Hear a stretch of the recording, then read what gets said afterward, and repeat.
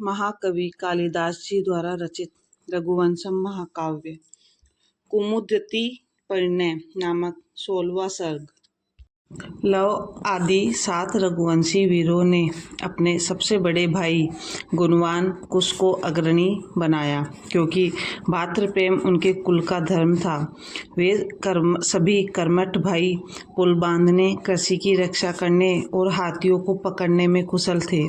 तथापि जैसे समुद्र अपने तट का उल्लंघन नहीं करता, वैसे ही उनमें से किसी ने भी अपने राज्य की सीमा लांघकर दूसरे भाई के राज्य की सीमा में प्रवेश करने का प्रयत्न नहीं किया।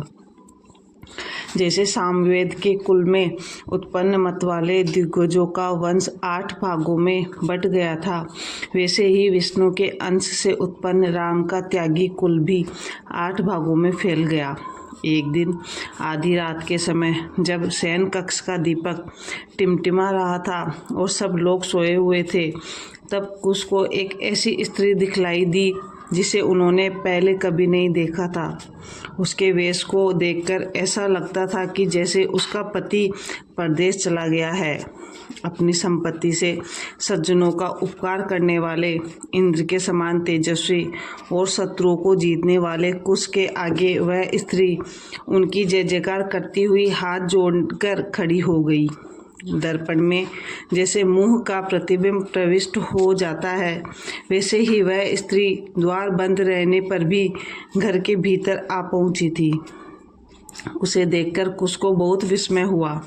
वे सैया पर आधे शरीर से उठकर उससे बोले, तुम हमारे इस बंद भवन में सहसा घुस आई हो, परंतु तुम्हारे मुख से यह नहीं प्रकट होता कि तुम कोई योगिनी हो, क्योंकि तुम पाले से मारी हुई कमलिनी जैसी उदास दिख रही हो। हे सुबह, तुम कौन हो, तुम्हारे पति का क्या नाम है और मेरे पास किस काम से आई हो? लेकिन तुम यह समझकर कुछ मत कहना कि रघुवंशियों का चित्त पराई स्त्री की ओर आकृष्ट नहीं होता। स्त्री बोली, भगवान राम जब बैकुंठ जाने लगे, तब इस निर्दोष अयोध्यापुरी के निवासियों को भी साथ लेते गए। हे राजन, मैं उसी अनाथिनी अयोध्यापुरी की अधिष्ठात्री देवी हूँ। पहले सुशासन के कारण मैं इतनी ऐश्वर्यशालिनी हो गई थी कि मेरे आगे कुबेर की अलकापुरी भी फीकी लगती थी। अब तुम्हारे जैसे प्रतापी राजा के रहते हुए भी मेरी बड़ी हीन दशा हो गई है।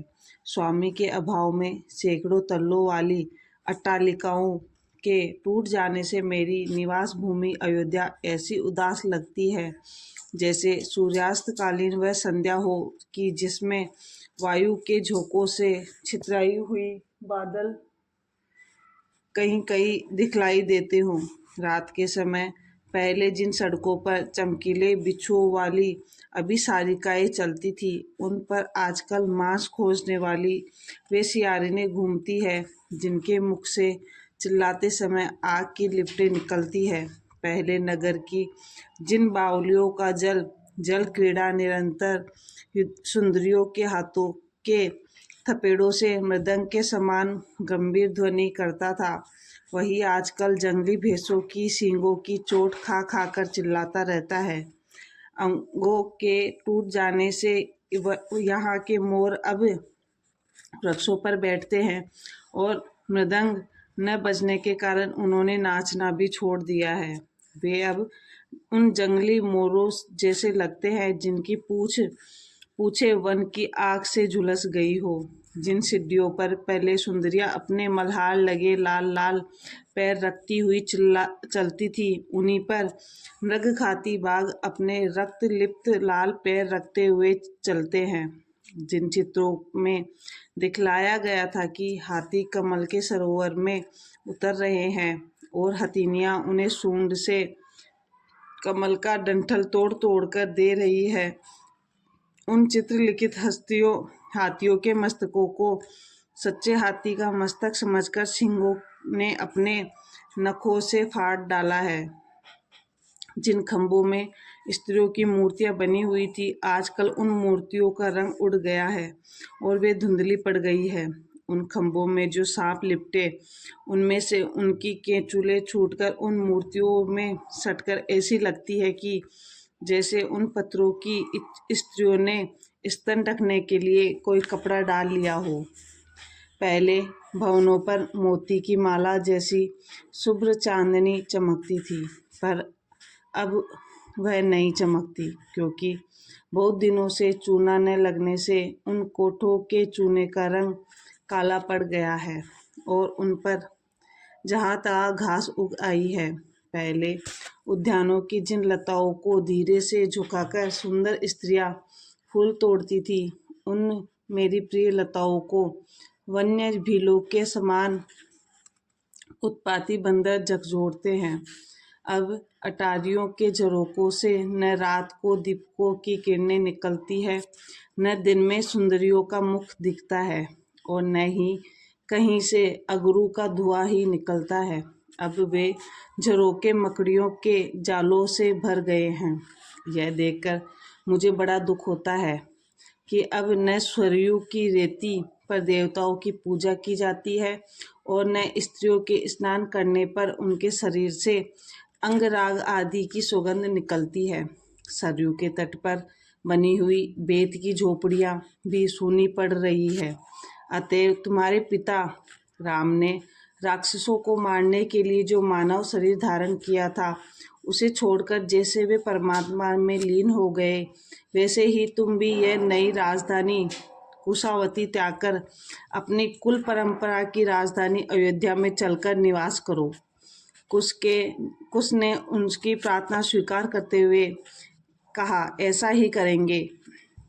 यह सुनकर प्रसन्न मन से अयोध्या की अधिष्ठात्री देवी अंतर्ध्यान हो गई।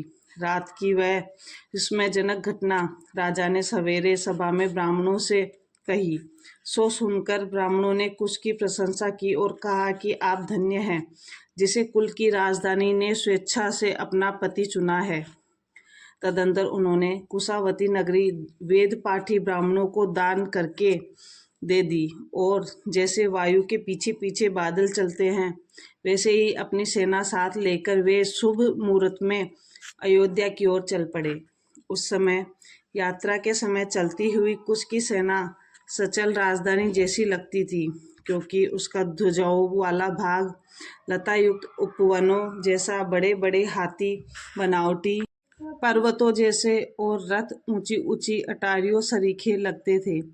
जैसे चंद्रमा उदित होकर समुद्र को तट तक खींच लेता है, वैसे ही श्वेत छत्रधारी कुश अपनी सेना को रघुकुल की पुरानी राजधानी अयोध्या की ओर लेकर चले जा रहे थे।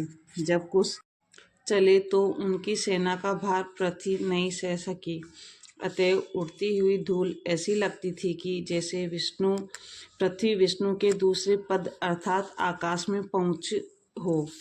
कुशावती से चलने की तैयारी करती हुई आगे के पड़ाव पर पहुंची हुई या मार्ग में चलने वाली कुश की संपूर्ण सैनिक टुकड़ियां पूरी सेना ही मालूम देती थी।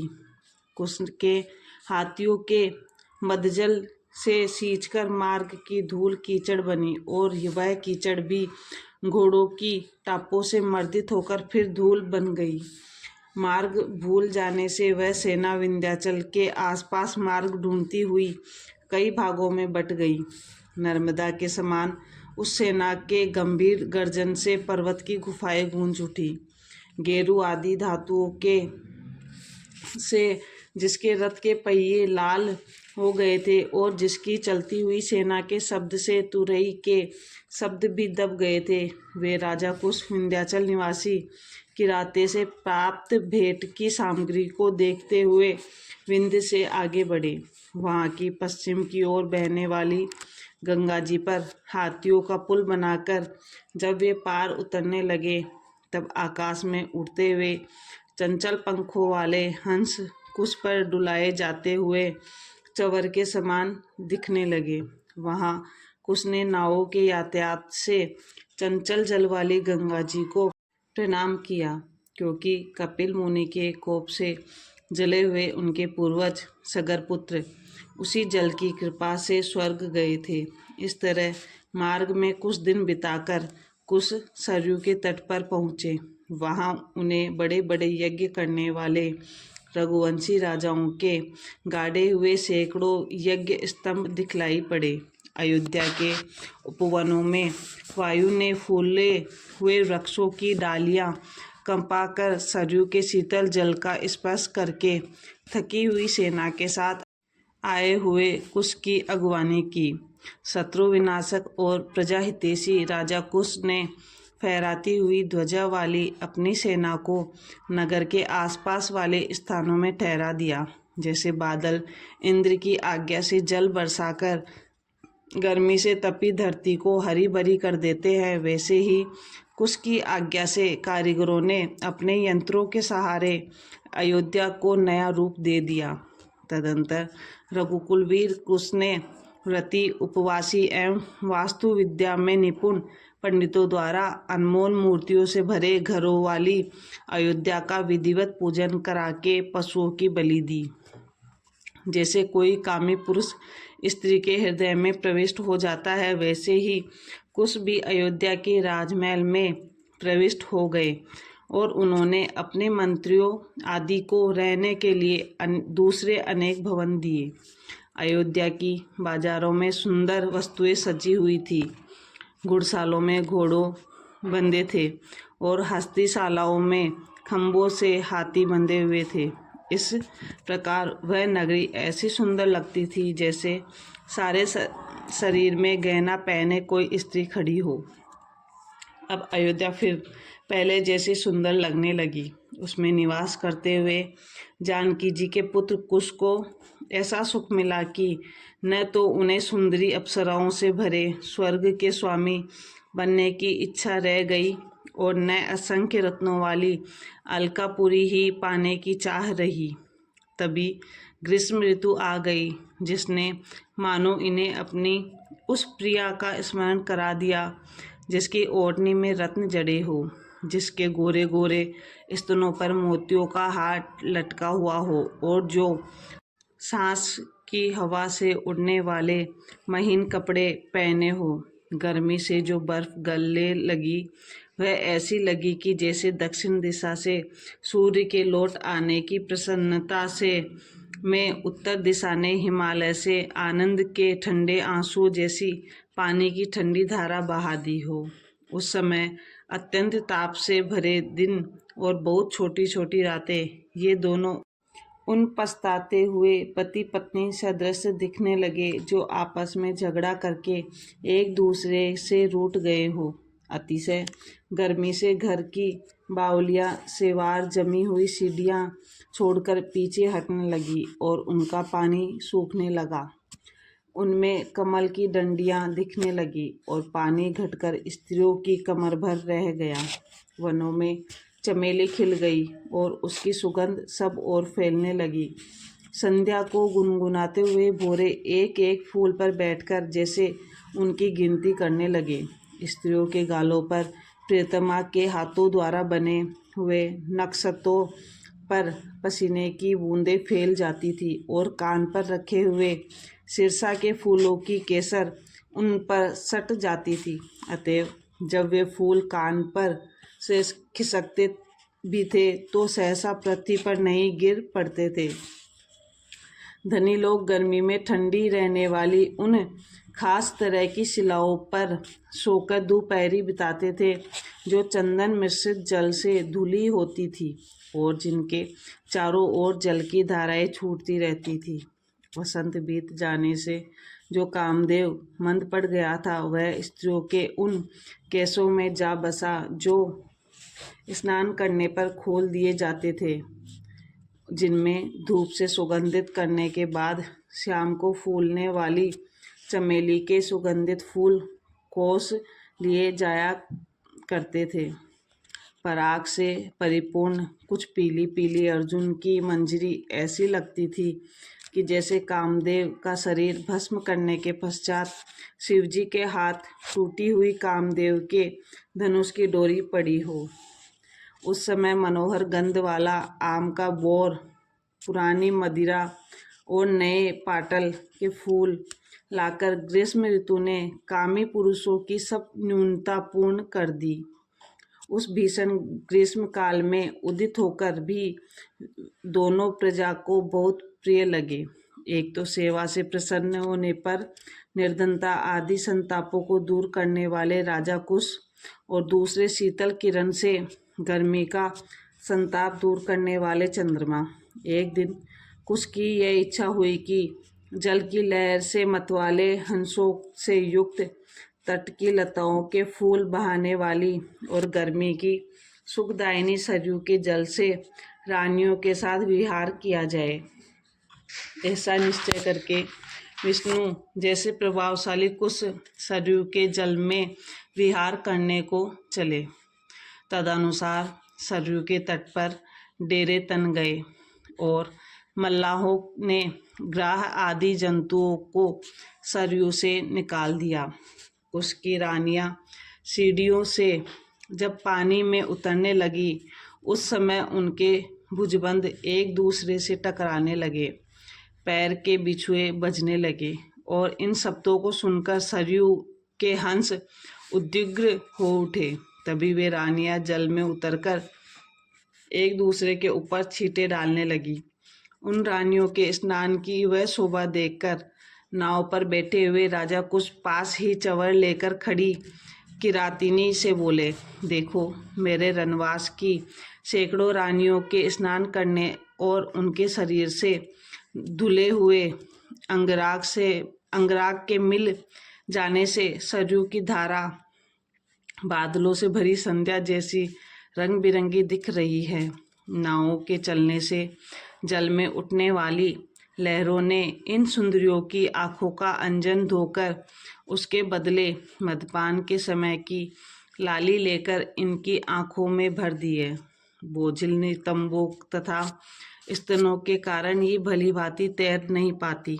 यद्यपि खेल में सम्मिलित होने के कारण ये अपने मोटे मोटे भुजबांधों वाली बाहों से जल में बड़ी कठिनाई से तैरती है।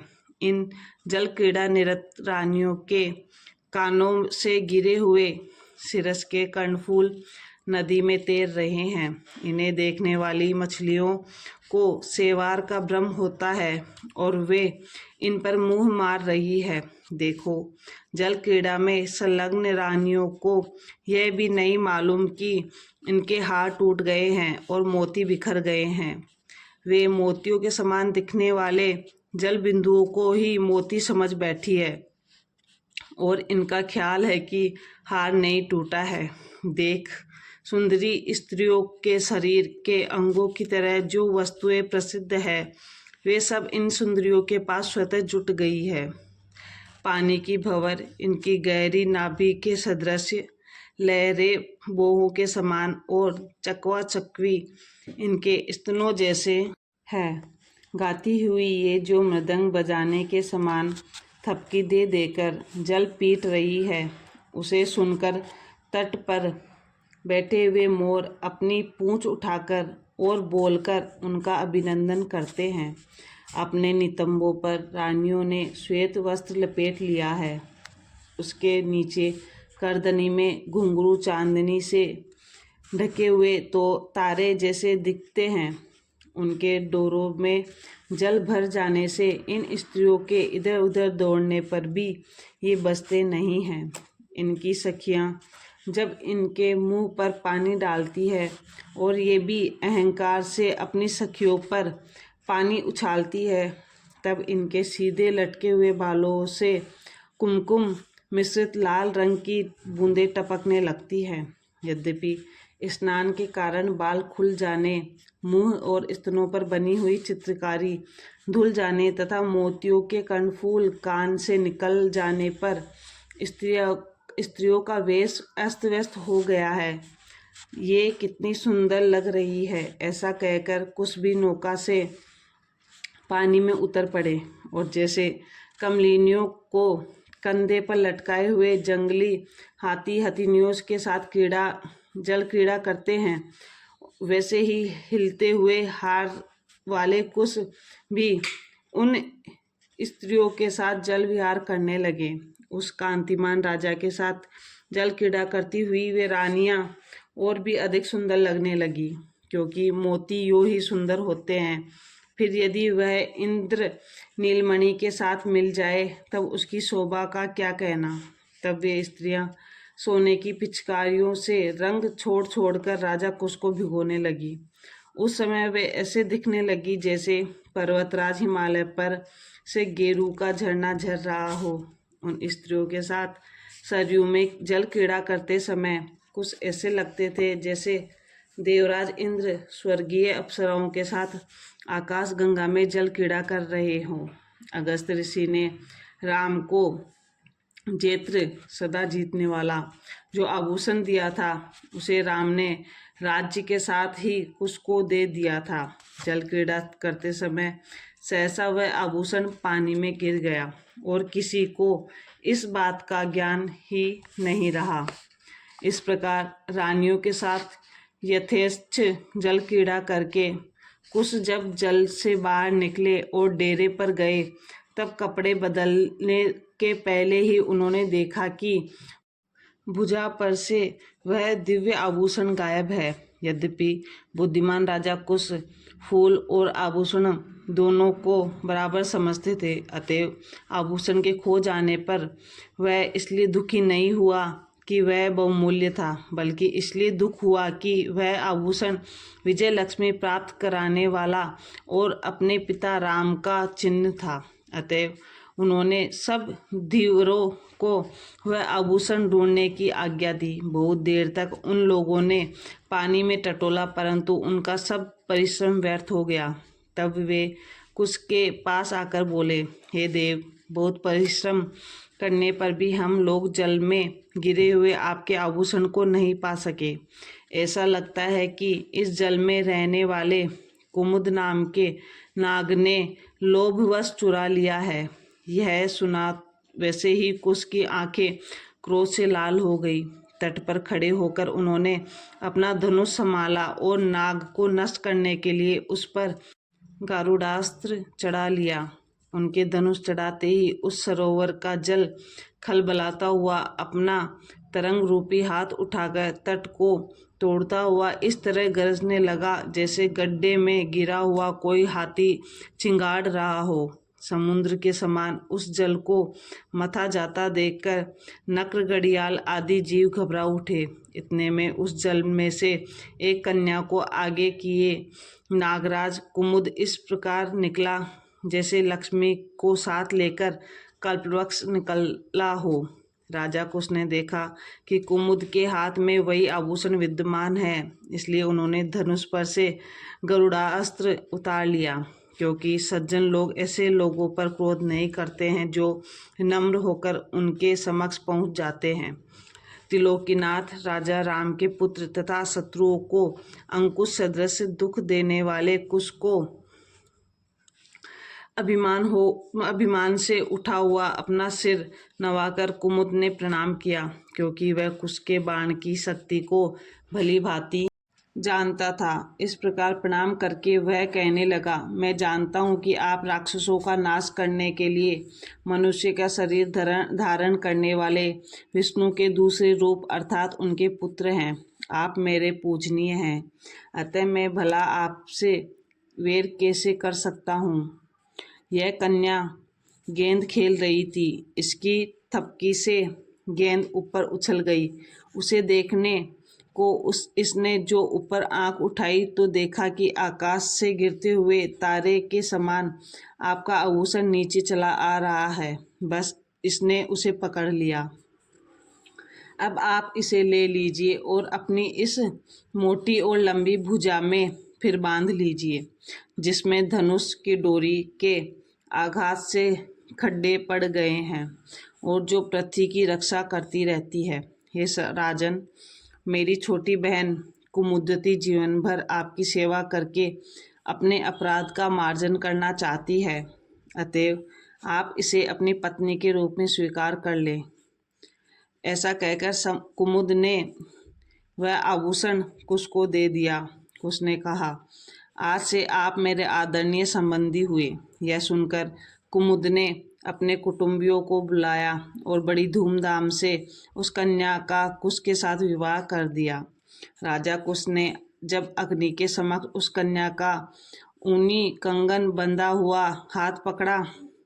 उस समय तुरई आदि बाजों की ध्वनि से दसों दिशाएं गूंज उठी और विचित्र प्रकार के मेघों ने आकर आकाश से उनके ऊपर सुगंधित पुष्पों की वर्षा की।